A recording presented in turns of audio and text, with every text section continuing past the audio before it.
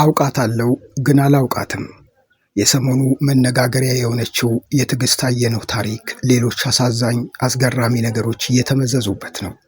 ከዚህ ቀደም በምትሰራበት ቦታ የሚያውቃት አንድ ግለሰብ እጅግ አነጋጋሪ ሌላ እውነት ጽፏል። እንዲህ ይላል። ድንገት አንገቷ ተከርክሮ ተቆርጦ አየሁት። በባርማኑ አጠገብ ድራፍት እያስቀዳች ነበር። ነገሩ እንዲህ ነው። እኔ በ4 ኪሎ አካባቢ በሚገኝ አንድ ሬስቶራንት ውስጥ ዋና ስራ አስኪያጅ ነኝ። ከሰራተኞቼ ጋር ያለኝ ስራ ግንኙነት በጣም ጥሩ የሚባል ነው። የሰው ችግር መርዳት ከቁም ነገር አዘል ቀልድ ጋር ስለማካሄድ አብዛኞቹ ሰራተኞች ሚስጥሮቻቸውን ሳይቀር ያወሩኛል። ከሰሞኑ ከመገናኛ 22 አካባቢ አንድ ደላላ የላከልን ትዕግስት የምትባል ቆንጆ ልጅ ነበረች። አንገቷን ስመለከተው ተከርክሯል። ከአንገቷ ማተብ ላይ ደምቆ የሚታየው ያ የቁስል ጠባሳ ነው። ሞክረሽ ነበር እንዴ ወደ ፈጣሪሽ ልትሄጂ አልኳት።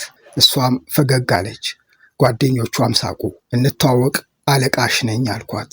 በማግስቱ የሆቴሉ የጽዳት ፕሮግራም ነበር። ወንበር ዝቅ ብላ አታነሳም። እርጉዝ ትሆን እንዴ ብለን ተጠራጠርን። ተውናት።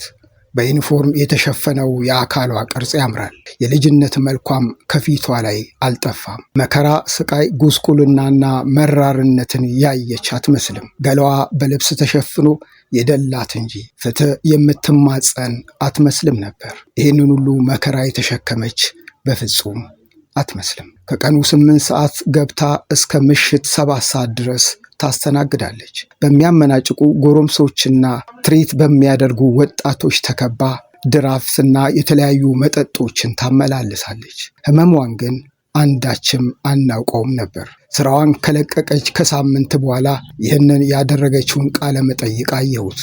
ቢያንስ ምን አለ ብናውቃት ብዬ ራሴን ጠየቅኩኝ። በማንኛውም መንገድ የሰዎችን ችግር እንረዳ። እኔ እንዳለፈብኝ እንዳሳለፍኩት አይለፍባችሁ፣ በአጠገባችሁ ብዙ ባለ ታሪኮች አሉና በማለት ይህንን አንተነህ ምትኩ የሚባለው ግለሰብ ጽፏል። የትዕግስት አየነው ታሪክ አሁንም በርካታ ሰዎችን እያነጋገረ ቀጥሏል።